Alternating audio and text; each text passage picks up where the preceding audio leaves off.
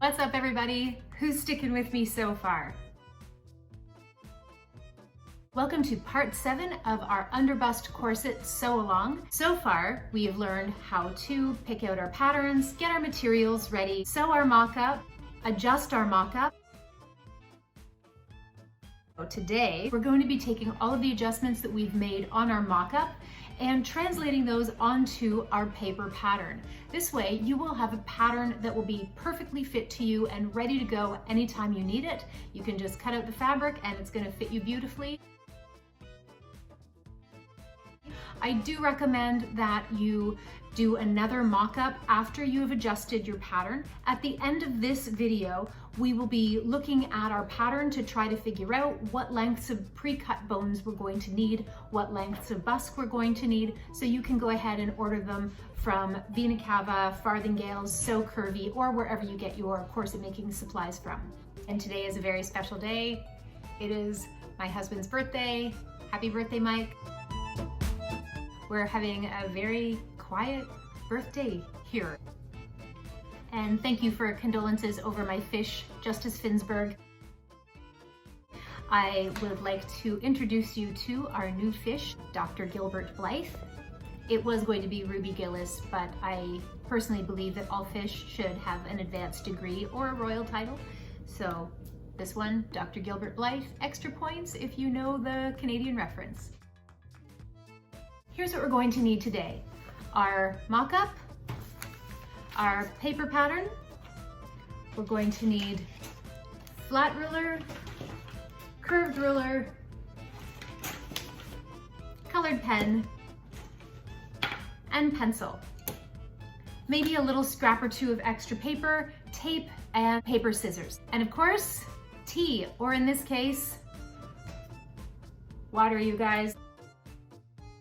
I'm switching it up to water today.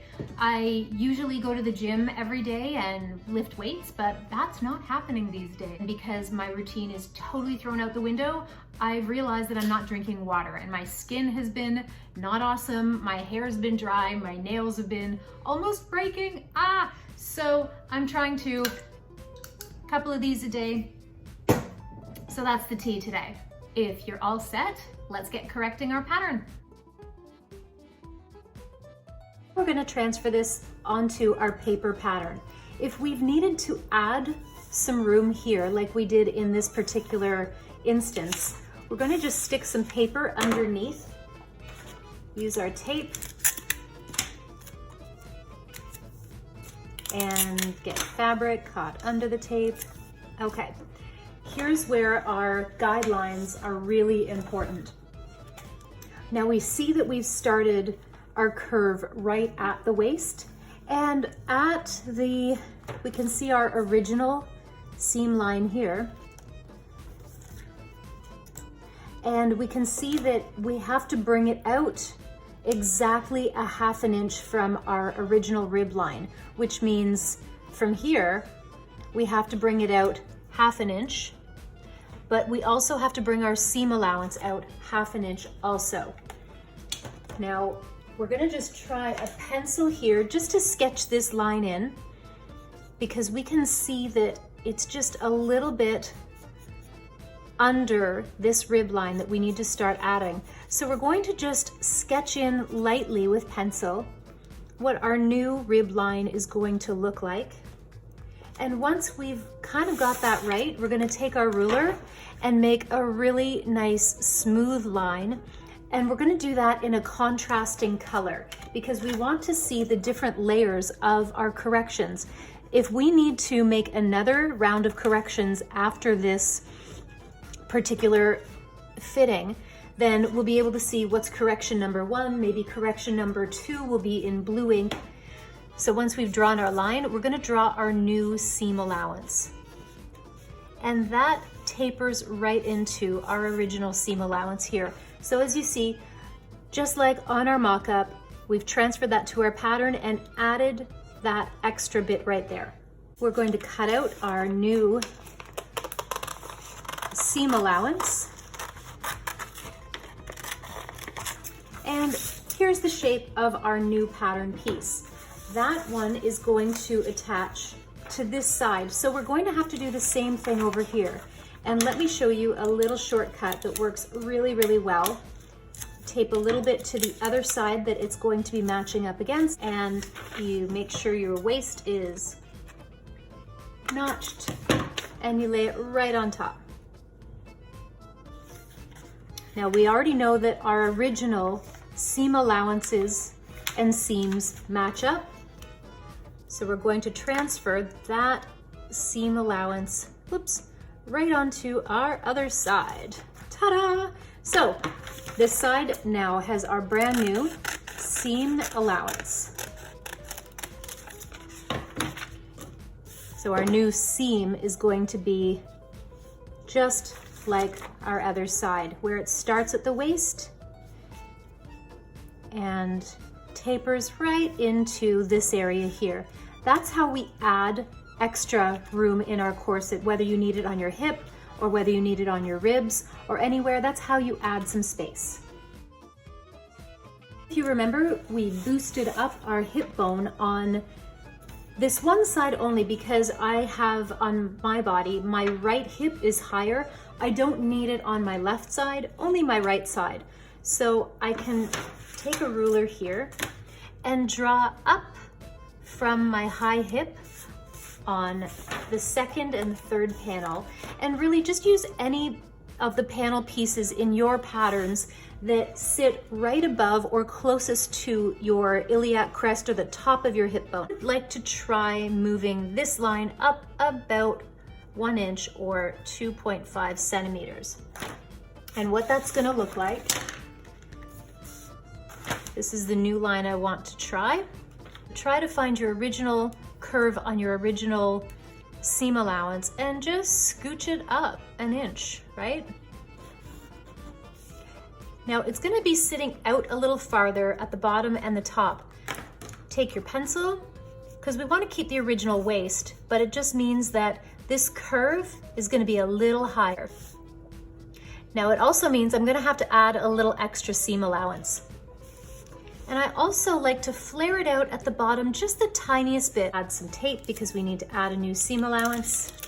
And of course I have gone and used markers that bleed. This is just how this particular point in time is going. And we've just added our new seam allowance with our higher hip. And we cut that out. And we're keeping our waist curve. Tape another little piece to your side.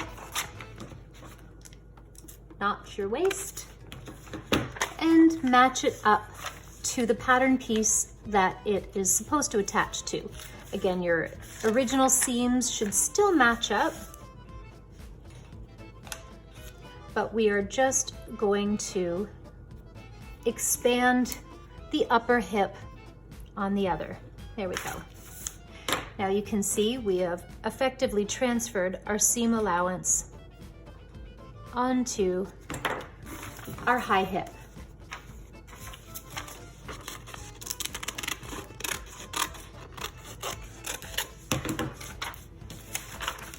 And that's how we raise the hip bone and correct that diagonal. I'm gonna make a note here that it's for my right hip only. And you know what, honestly, most people have some kind of asymmetry going on. Most people don't have as much asymmetry going on as I do, but you may notice some corrections only need to be made on one side of your corset. We're now going to remove some of the extra spacing that we had over here on our hip. So we need to reduce this amount here.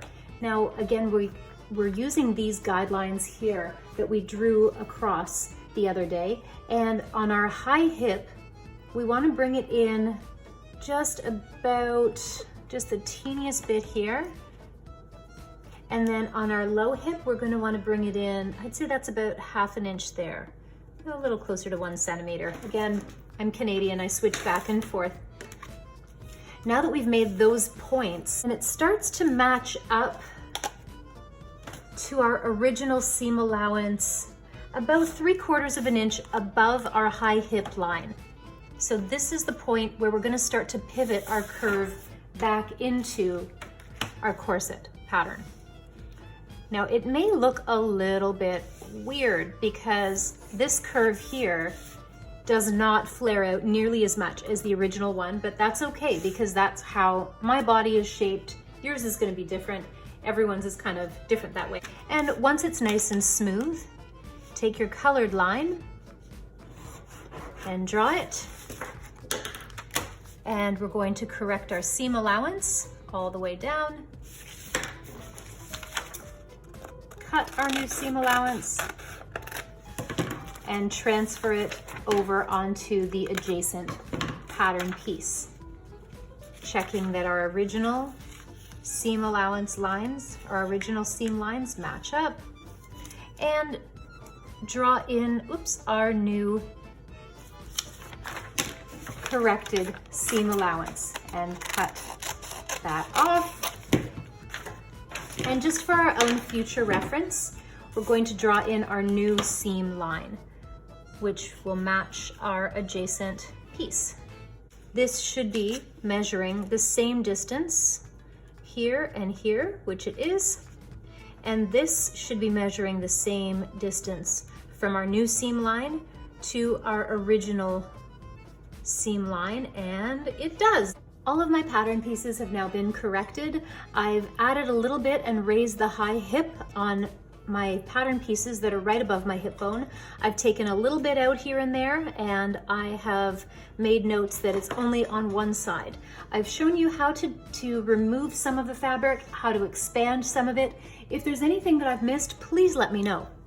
At this point, I do recommend cutting out and trying on another mock-up just to make sure if these fit issues have been corrected with the new lines that we've made. If you're satisfied with your pattern the way it is, tomorrow we're going to start cutting out our corset fabric.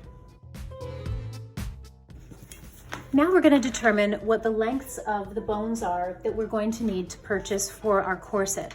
I like to start with the busk. I like to leave 1/2 inch at the top and the bottom. So measuring this out, it looks like we have about a 10.5 inch busk that we're going to need. We're going to just write that down. We're also going to need a 1/2 inch bone right beside the busk. If you happen to be able to get the 1/2 inch ones, that's great. If not, get as close to it as you can. So we're going to need a 10.5 inch 1/2 inch bone. Next, we're going to move on to our seam here where we're going to place a spiral bone, marking again from 1/2 inch above your new bottom and 1/2 inch below your new top.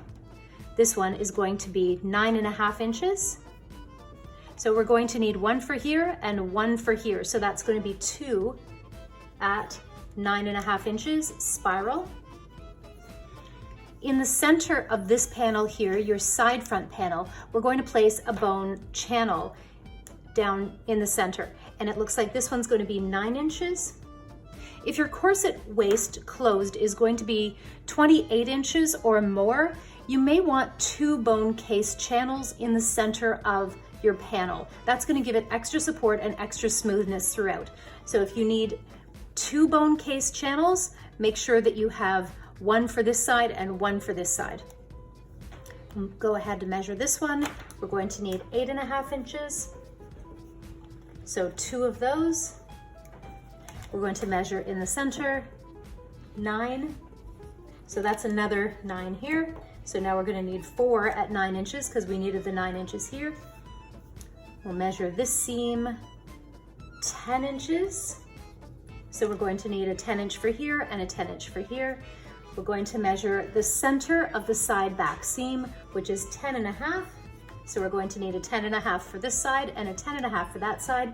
And finally, for the spiral bones, we're going to need 11 inches here. So we're again marking from 1/2 inch from the very top to 1/2 inch from the very bottom. That's going to give us the length of bone that we're going to need. And don't forget, if you need one on this side, you need one on the other side too. For our center back lacing placket, we're going to want a 11.5 inch if they've got it. And for our back plackets, I do love using this 1/2 inch spring steel from Farthingales. It is extra strong. It's perfect for your lacing channels. If they happen to have it, I'm not sure if she does, get as close as you can to the full measurement minus 1/2 inch on the bottom and 1/2 inch on the top. Well, thank you for sticking with me, you guys. There's been a lot of fussy pattern drafting, but you know what? We are all set to, first of all, make sure that you have the boning and the fabric and your busk and everything ready to go. Tomorrow, we're gonna start cutting our fabric and getting right into sewing our corset. Thanks a lot. Bye.